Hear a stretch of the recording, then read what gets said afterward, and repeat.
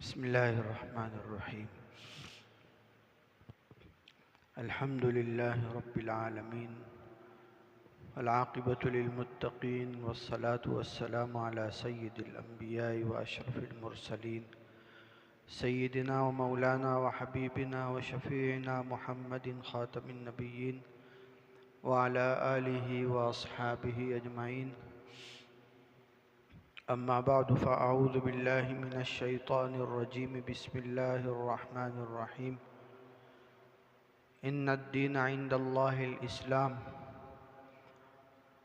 وقال الله تبارك وتعالى: ومن يبتغ غير الإسلام دينا فلن يقبل منه.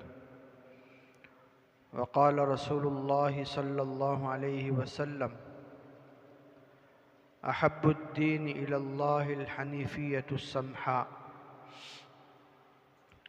وقال رسول الله صلى الله عليه وسلم: الدين يسر.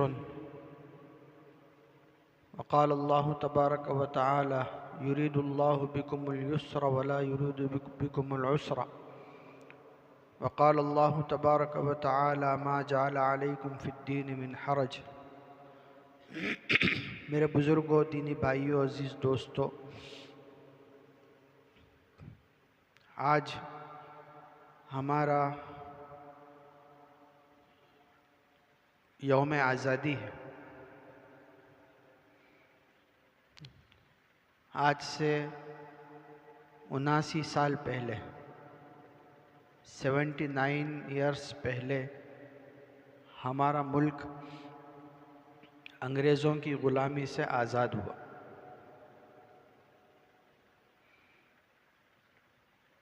اس ملک کو انگریزوں کی غلامی سے آزاد کرانے میں شروع سے لے کر اخیر تک جن لوگوں کی محنت، قربانی اور کوشش رہی، وہ مسلمان ہیں، ہمارے بزرگ ہیں.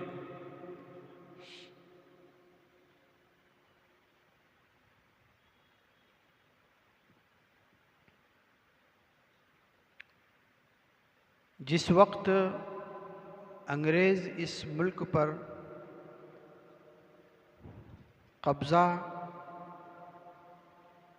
کرنے کی کوشش شروع کر چکے تھے،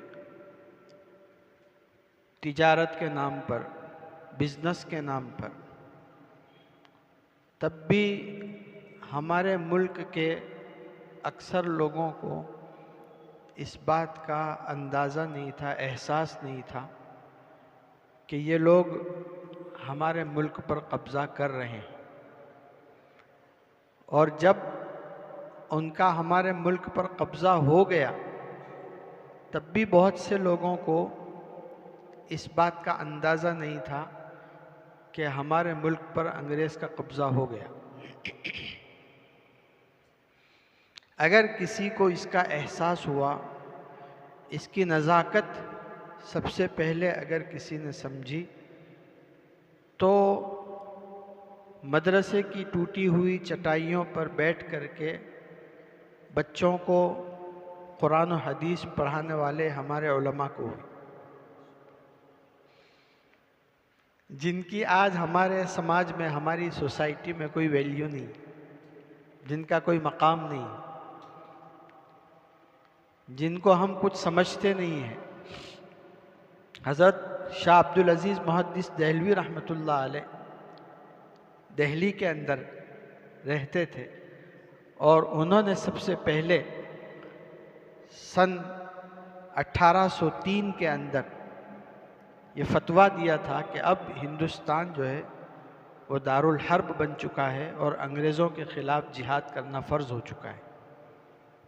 یہ سب سے پہلا فتویٰ دینے والے ایک عالم دین تھے، حضرت شاہ ولی اللہ محدث دہلوی رحمۃ اللہ علیہ کے صاحبزادے حضرت شاہ عبدالعزیز محدث دہلوی رحمۃ اللہ.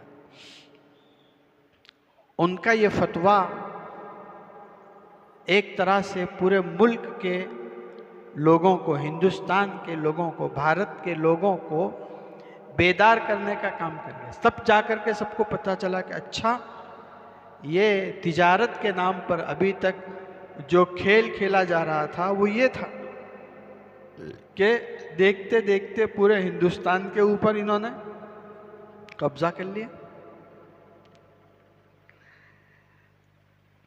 وہ دن اور پھر 1947 کا دن آپ گن لیں، 1803 سے لے کر 1947 تک کتنے سال ہوتے ہیں؟ تقریباً 150 سال ہو جاتے ہیں. اس پورے 150 سال کے اندر آزادی کی لائن سے جتنی محنتیں ہوئی، ان تمام محنتوں کے اندر پہلے دن سے لے کر آخری دن تک اگر کوئی رہا ہے تو وہ مسلمان. دوسرے لوگ آئے ہیں، دوسرے لوگوں کا انکار نہیں ہے، دوسرے لوگ بہت دیر میں شامل ہوئے. اگر ہم تاریخ کا مطالعہ کریں گے تو یہ حقیقت ہمارے سامنے آئے. اب مسئلہ یہ ہو گیا ہے کہ ہم اپنے بچوں کو جن اسکولوں کے اندر بھیجتے ہیں، ان اسکولوں کے اندر جو سچا اتہاس ہے وہ آہستہ آہستہ ختم کیا جا رہا ہے، نکالا جا رہا ہے، اور جھوٹا اتہاس تیار کیا جا رہا ہے اور وہ پڑھایا جا رہا ہے. مجھے اس وقت آزادی کی کوئی تاریخ اور آزادی کا کوئی اتہاس نہیں بتانا ہے، تو میں آزادی کی مناسبت سے مجھے یہ عرض کرنا ہے کہ ایک تو آزادی پولیٹیکل آزادی ہوتی ہے، انڈیپینڈنس. یہ انڈیپینڈنس ہے کہ بھئی ہندوستان جو ہے وہ انگریز کی غلامی سے آزاد ہو. ایسے پوری دنیا کی آپ تاریخ پڑھیں گے تو ہر جگہ آپ کو انڈیپینڈنس ملے گا کہ کب جو ہے ہمارا افغانستان کس طرح سے رشیا سے آزاد ہوا. افریقہ کے اندر چلے جائیں گے تو وہاں آپ کو آزادی کا الگ اتہاس ملے گا. پوری دنیا کے اندر یہ ہر آدمی جو ہے وہ آزادی چاہتا ہے، اور آزادی یوں کہہ سکتے ہیں کہ ایک انسان کا پیدائشی حق ہے. کسی کو غلام بنانے کا ادھیکار نہیں ہے، رائٹ نہیں ہے کسی کو غلام بنانے کا. یہ تو وہ پولیٹیکل آزادی ہے، سیاسی آزادی ہے. لیکن ایک آزادی وہ ہے جو اسلام ایک انسان کو دلانا چاہتا ہے اور اس کی اہمیت بتاتا ہے. وہ آزادی کون سی ہے؟ نفس کی غلامی سے آزادی. پوری شریعت کی تعلیمات کا خلاصہ کیا ہے؟ انسان نفس کی غلامی سے آزاد ہو جائے. اب ہم کو سبق الٹا پڑھایا جا رہا ہے.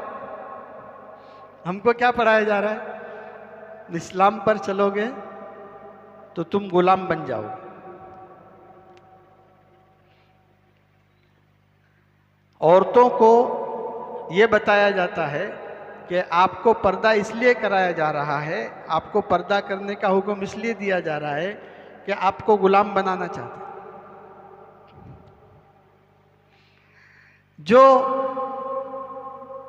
یہ شریعت کے اوپر، دین کے اوپر، اسلام کے اوپر مضبوطی سے چلنے والے لوگ ہیں، دین پسند، دیندار، نیک لوگ، ان کو ایک عجیب و غریب ناپسندیدہ لفظ سے یاد کیا جاتا ہے. کیا کہتے ہیں؟ کٹر پنتھی. عجیب بات ہے. جو اپنی شریعت پر، قرآن پر، حدیث پر چستی سے چلتا ہے اس کو کیا کہتے ہیں؟ تو کٹر پنتھی. یہ کون سا کٹر پنتھی؟ نفس کی غلامی سے یہ آپ کو آزادی دینے کا طریقہ ہے. آپ کو نفس کی غلامی سے آزاد کرایا جا رہا ہے، کیونکہ نفس کی اگر آپ غلامی سے نہیں نکلے تو یہ نفس اس وقت تک سکون کا سانس نہیں لے گا جب تک کہ آپ کو جہنم میں نہیں دھکیل دے گا۔ اب دو راستے ہیں ہمارے سامنے، ایک آزادی تھوڑے سال کی، پھر غلامی ہمیشہ کی یا پابندی ہمیشہ کی۔ دوسرا راستہ ہے غلامی یا پابندی تھوڑے سال کی اور آزادی ہمیشہ کی۔ اگر کوئی آپ سے یوں کہے کہ آپ کو 5 سال تکلیف کے گزارنے ہیں، اس کے بعد آپ کو 50 سال آرام کے، راحت کے، سکون کے گزارنے ہیں، ایک آپشن تو یہ ہے۔ دوسرا آپشن یہ ہے کہ آپ کو 5 سال راحت کے گزارنے ہیں، آرام کے گزارنے ہیں، سکون کے گزارنے ہیں، اور اس کے بعد 50 سال آپ کو تکلیف کے گزارنے ہیں۔ آپ کون سا آپشن پسند کریں گے؟ سیدھی بات ہے، ہم یہی کہیں گے کہ بھائی میں 5 سال کی تکلیف برداشت کر لیتا ہوں، لیکن 50 سال کی راحت مجھے پسند ہے۔ یہ ایک مثال ہے چھوٹی سی، یہ ہم دنیا کے اندر آئے ہیں، ایک مختصر وقت لے کر کے آئے ہیں، کون کب دنیا سے چلا جائے گا کچھ نہیں کہہ سکتے، لیکن دنیا کے اندر جتنا وقت رہا اتنا وقت اگر شریعت کی مان کر، اللہ رسول کی مان کر کے چلا، تو پھر مرنے کے بعد ہمیشہ کی آزادی، ہمیشہ کی کیا ہے؟ وَلَكُمْ فِيهَا مَا تَشْتَهِيهِ الْأَنفُسُ وَتَلَذُّ الْأَعْيُنُ، جو جی چاہے گا وہ تم کو ملے گا، جو جی چاہے گا۔ اب دنیا کے اندر ایک آدمی وہ چاہتا ہے کہ مجھے جو جی میں آئے وہ میں کروں، مجھے کوئی روکے نہیں، مجھے کوئی ٹوکے نہیں، میں جیسا چاہوں کپڑا پہنوں، میں جو چاہوں کھاؤں پیوں، جب چاہوں سوؤں، جب چاہوں اٹھوں، مجھے کوئی روکنے والا نہ ہو، مجھے کوئی بولنے والا نہ ہو، مجھے میرے حساب سے جینے دو۔ آج ایک ذہن، ایسی مینٹالٹی بنائی جا رہی ہے مسلمانوں کی، ہمارے نوجوانوں کا مزاج ایسا بنایا جا رہا ہے، جو جی میں آئے پہنو، کسی کی بات مت مانو، اپنی مرضی سے چلو، اپنی مرضی کے کپڑے پہنو، اپنی مرضی سے سو، اپنی مرضی سے اٹھو، جیسے چاہو رہو، جیسے چاہو گھومو پھرو، کسی کی بندش میں مت آؤ۔ یہ کون سا راستہ ہے؟ یہ نفس کی غلامی کا راستہ ہے۔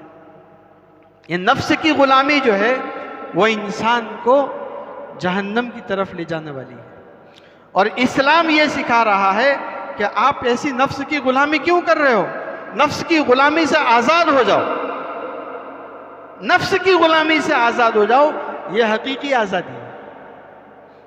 اس کی یہ محنت ہے، اس کا یہ طریقہ ہے کہ انسان کو بالغ ہونے سے لے کر کے زندگی کی آخری سانس تک زندگی گزارنے کا ایک طریقہ دیا گیا۔ بھئی نماز کا وقت آئے تو نماز پڑھو، رمضان کا مہینہ شروع ہو تو روزے رکھو، زکوٰۃ آپ کے اوپر فرض ہو گئی، اچھے سے حساب کر کے، گنتی کر کے ایک ایک پئی اپنی زکوٰۃ ادا کرو۔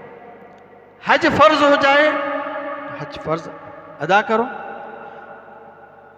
آپ کے ساتھ رہنے والے جتنے انسان ہیں ان میں سے جس کا جو حق اللہ نے آپ کے ذمہ رکھا ہے اس کا حق ایمانداری سے ادا کرو۔ کسی کا ایک پیسہ بھی آپ دنیا میں دبا کر مت بیٹھو، اور اس بات کو اچھی طرح سے سمجھ لو کہ اگر ایک پیسہ آپ نے کسی کا دبا لیا، آپ کی پوری زندگی کی محنت سے کی ہوئی نیکیاں جو ہے وہ ایک پیسہ کسی کا دبایا ہوا سارا تباہ و برباد کر دے گا۔ آپ نے اتنی محنت سے تہجد پڑھی، آپ نے اتنے سارے قرآن ختم کیے، آپ نے اتنی ساری نمازیں پڑھی، نمازوں کی پابندی کی، آپ نے اشراق، چاشت، اوابین کی پابندی کی، آپ نے ذکر کی پابندی کی، لیکن کسی کا مال آپ نے دبا لیا، وارثے کا مال دبا کر کے بیٹھ گئے، کسی کا۔ یہ تو تھوڑے کی بات ہے۔ ہمارے یہاں مسئلہ تو یہ ہے کہ لوگ جو ہے وہ لاکھوں کروڑوں کو دبا کر کے بیٹھ جاتے ہیں، اور ان کو یہ خیال نہیں ہے، ان کے سامنے جو صرف دنیا ہے، آخرت سامنے نہیں ہے. ان کو یہ پتہ نہیں ہے کہ کل کو قیامت کے دن جب اللہ تعالیٰ کے سامنے جاؤں گا، اللہ تعالیٰ کے یہاں وہ مانگنے والا آئے گا. دنیا میں نہیں مانگ سکا، دنیا میں نہیں لے سکا آپ کے پاس سے، کچھ نہیں، کچھ فرق نہیں پڑے گا اس سے. کل کو جب انصاف کرنے والے حاکم کی کورٹ شروع ہوگی تو وہاں ساری ناانصافیاں ختم ہو جائے گی، وہاں انصاف ہوگا. اور وہاں انصاف ایسے ہوگا کہ مانگنے والا آئے گا، اللہ اس نے میرے 100 روپے ابھی تک نہیں دیے. قیامت کے دن وہ کہے گا مجھے 100 روپے نہیں دیے ابھی تک، لے کر کے بیٹھ گیا ہے. اللہ تعالیٰ فرشتوں سے کہیں گے کہ اس کی نیکیاں لے کر کے اس کے کھاتے میں ڈالو. 100 روپے کے بدلے میں آپ کی کتنی تہجدیں، کتنی نمازیں جائے گی، کچھ نہیں کہہ سکتے. علامہ شامی رحمۃ اللہ علیہ کے لکھنے کے مطابق اگر کسی نے 1 درہم کا چھٹا حصہ، جس کو دانق کہتے ہیں عربی زبان کے اندر، آج کے حساب سے میں پرفیکٹ حساب نہیں بتا سکتا، لیکن ایک اگر رف اندازہ آپ کو بتاؤں کہ بھئی کسی کے 100 روپے اگر آپ نے دبا لیے، 100 روپے اگر آپ نے کسی کے نہیں دیے، لے کر کے ادھار لے لیے تھے یا چورا لیے تھے، چھین لیے تھے، جیسے بھی 100 روپے اگر آپ نے کسی کے ادا نہیں کیے، علامہ شامی رحمۃ اللہ علیہ فرماتے ہیں اس کے بدلے میں 700 مقبول نمازیں دی جائیں. 700 مقبول نمازیں. ہماری کتنی نمازیں مقبول ہیں ہم کو پتہ ہے، ہو سکتی ہے نہیں ہے. ہمیں اچھی طرح سے ٹھنڈے دل سے اس کو سوچنا ہے کہ یہ مال، یہ دولت کس کام کی جو ہماری آخرت کو تباہ کر. آخرت تو بعد میں تباہ ہوگی، پہلے دنیا بھی تباہ ہو جائے گی. یہ تجربہ ہے، دیکھا ہوا ہے کہ جو کسی کا دبا کر کے بیٹھ جاتا ہے، ساری زندگی جو ہے اس کی بیکار ہو جاتی ہے. آپ یہ سمجھتے ہیں کہ میں نے اس کے پاس سے لے لیا، اب وہ ہے، اب ڈاکٹر آپ کے پاس سے لے جائے گا، کبھی وکیل آپ کے پاس سے لے جائے گا، کبھی جج آپ کے پاس سے لے جائے گا، ہاں کبھی یہ آپ کے اوپر طرح طرح کی پینلٹیز آئے گی، طرح طرح کے مسائل، ایک میں سے نکلیں گے نہیں کہ دوسرے میں سے نکلیں گے. کیا فائدہ ہوا اس ہے؟ نبی کریم صلی اللہ علیہ وسلم فرماتے ہیں کہ وہ اس دن سے پہلے بندوں کے حقوق سے فارغ ہو جاؤ جس دن کسی کی جو ہے اگر کسی کا آپ نے مال دبایا ہوگا، وہ قیامت کے دن آئے گا اور اللہ تعالیٰ کی عدالت میں فریاد کرے گا. اور حقوق العباد کے بارے میں نبی کریم صلی اللہ علیہ وسلم فرماتے ہیں کہ اللہ تعالیٰ اس کو معاف نہیں کرے گا. اللہ تعالیٰ کہے گا میرا بندہ معاف کرے گا، مجھے کوئی اشکال نہیں ہے. بندے سے کو بندہ کیسے معاف کرے گا؟ اس کو تو ایک ایک نیکی کی ضرورت ہوگی. اس لیے یہ ہماری جو شریعت ہے، ہمارا جو دین ہے، وہ نفس کی غلامی سے آزاد کرانے کے لیے ہے. ہم کو یوں لگتا ہے کہ بھئی نماز جو ہے وہ ہمارے لیے پابندی ہے. نماز پابندی نہیں ہے، نماز آپ کو آزادی دلانے والی چیز ہے. نفس کی غلامی سے آزادی، کیونکہ نفس یہ چاہے گا کہ النوم خیر من الصلاۃ. نفس کیا کہے گا؟ النوم خیر من. ادھر فجر کی اذان کی آواز آ رہی ہے اور ادھر آدمی زور سے پاسا پلٹ کر کے پھر سے کمبل اوڑھ کر کے اے سی کی ٹھنڈک میں سوتا ہے. کیا کہتا ہے؟ ادھر مؤذن تو کہتا ہے الصلاۃ خیر من النوم، اور وہ کہتا ہے نہیں، النوم خیر من الصلاۃ. نیند نماز سے بہتر ہے، نیند نماز سے بہتر ہے. اور اللہ کا پکارنے والا کہتا ہے الصلاۃ خیر من النوم، نماز نیند سے بہتر ہے. وہ کہتا ہے حی علی الصلاۃ، آ جاؤ نماز کے لیے. وہ کہتا ہے حی علی الفلاح، آ جاؤ کامیابی کا راستہ یہ ہے. جلدی سو جاؤ، جلدی اٹھو، اللہ کے سامنے مسجد میں حاضر ہو جاؤ. آج ہمارے یہاں کیا ہے؟ فجر کی نمازوں کے اندر سورت کی اگر مسجدوں کی بات کریں، مجھے مختلف مسجدوں میں مختلف موقعوں پر نماز پڑھنے کا موقع ملا. چند مسجدوں کے علاوہ تمام مسجدیں جو ہے فجر میں خالی نظر آتی ہیں. وہی مسجدیں ظہر میں آپ کو بھری ہوئی نظر آئے گی، مغرب میں بھری ہوئی نظر آئے گی، عشاء میں بھری ہوئی نظر آئے گی. فجر میں سارا مجمع کہاں چلا جاتا ہے؟ کہیں رات کو سفر میں چلے جاتے ہیں، صبح میں واپس آ جاتے ہیں، 10 بجے 11 بجے دکان پر واپس آ جاتے ہیں. یہ افسوس کی بات ہے. اس کے لیے ہم کو فکر کرنے کی ضرورت ہے. ایک فجر کی نماز اگر ہم نہیں پڑھ سکتے تو اس کا ہمیں سوچنا ہے کہ میں نفس کا کتنا زیادہ غلام بن چکا ہوں. میرے ایمان کے اندر اتنی طاقت باقی نہیں رہی، میرے ایمان کے اندر اتنی طاقت باقی نہیں رہی کہ مجھے بستر پر سے اٹھا کر کے مسجد میں لے آئے. میرا ایمان کتنا کمزور ہو گیا. میرا ایمان اتنا کمزور ہو گیا کہ جب کسی کا حق ادا کرنے کا وقت آتا ہے تو مجھے ہمت نہیں ہوتی، میں کمزور پڑ جاتا ہوں، میرا ایمان کمزور پڑ جاتا ہے. ایمان کو مضبوط بنانے کی ضرورت ہے. اس کے لیے ایمان کے ماحول میں رہنا پڑے گا. انسان ایمان کی باتیں سننی پڑے گی، نیک لوگوں کی صحبت میں رہنا پڑے گا. ہم لوگ کچھ آج دنیا سے، دنیاوی ماحول سے اتنے زیادہ متاثر ہو چکے ہیں، دنیاوی ماحول کی اتنی لپیٹ میں آ چکے ہیں کہ آج جو باتیں کسی زمانے میں غیر مسلم کہا کرتے تھے، آج وہ باتیں مسلمان کہنے لگے. ایسا معلوم ہوتا ہے کہ جیسے مسلمان آہستہ آہستہ اسلام سے اور اسلامی تعلیمات سے بیزار ہوتا جا رہا ہے. وہ اسلامی تعلیمات کو اپنے لیے ایک مصیبت سمجھنے لگے، اسلام کو اپنے لیے ایک بوجھ سمجھنے لگے ہیں. اسلام بوجھ نہیں ہے، اسلام تو سایہ ہے. ابو داؤد شریف کی ایک روایت کے اندر ہے کہ نبی کریم صلی اللہ علیہ وسلم کی خدمت میں ایک صاحب آئے اور انہوں نے عرض کیا کہ اللہ کے رسول، میں نے خواب دیکھا ہے. انہوں نے اپنا خواب بیان کیا. میں نے خواب کے اندر ایک سائبان دیکھا، سایہ، چھتر، جس سے چھاؤں ملتی ہے، جس سے ٹھنڈک ملتی ہے، دھوپ کے اندر سکون ملتا ہے. وہ سایہ دیکھا، اس سائے کے اندر سے شہد ٹپک رہا ہے اور لوگ اس کو لے رہے ہیں اپنے ہاتھ میں. کوئی کم لے رہا ہے، کوئی زیادہ لے رہا ہے. حضرت ابوبکر صدیق رضی اللہ تعالیٰ عنہ اس مجلس میں موجود تھے. انہوں نے جب خواب سنا تو حضور صلی اللہ علیہ وسلم سے عرض کیا، اللہ کے رسول اگر آپ مجھے اجازت دیں تو میں اس خواب کی تعبیر بیان کروں. حضور نے فرمایا بیان کرو. حضرت ابوبکر صدیق رضی اللہ تعالیٰ عنہ نے فرمایا کہ یہ جو سایہ ہے یہ اسلام ہے. یہ سایہ کیا ہے؟ سایہ کی تعبیر اسلام ہے. پتا چلا کہ اسلام تو ایک سایہ ہے.